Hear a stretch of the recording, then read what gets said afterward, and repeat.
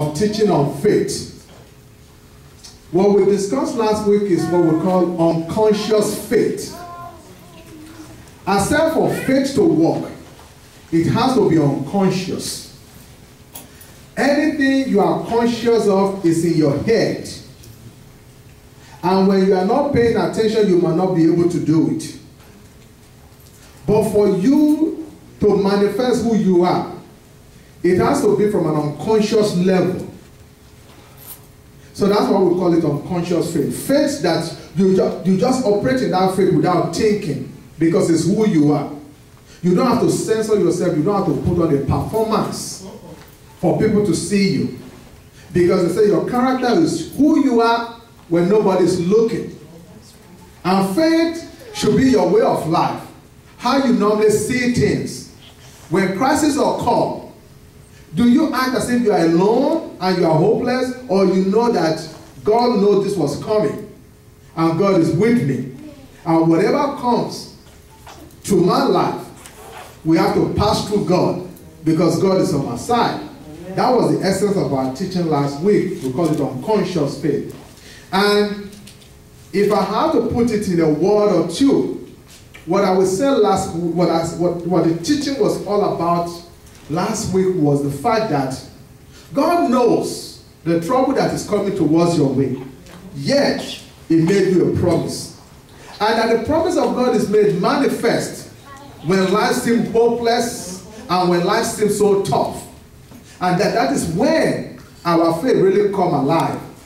As one sent a text to people, I said, you don't know what kind of tea you are until you are dropping hot water. Yes. Because if you go to the section where they sell all this tea bag, there's Lipton tea, there's Jensen tea, there's, all kinds of tea. But nobody can tell. If they remove the tag, you will not know what kind of flavor that tea is unless it's dropped in hot water. So trouble always comes to reveal who you are to you. But if your faith is grounded in the faith of God, not in yourself, trouble cannot destroy you. You only come to reveal the power of God in your life.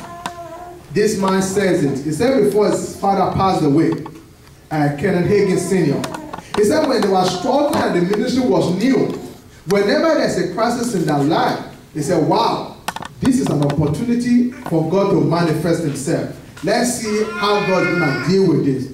So the trouble you are going through today is an opportunity for God to show Himself powerful in your life. Amen. And it shall be so in Jesus' name. Amen. So it is in continuation of that today that our text is taken from the book of Romans, the last chapter, verse 25 to 27. It reads in the New King James Version, which is where we're going to get our title from. In the New King James Version, it's actually a prayer written by Paul to the Roman church. He said, Romans 16, 25 to 27, now to Him who is able to establish you, according to my gospel, and the preaching of Jesus Christ, according to the revelation of the mystery, kept secret since the world began, but now made manifest, and by the prophetic scripture, made known to all nations, according to the commandment of the everlasting God, for obedience to the faith.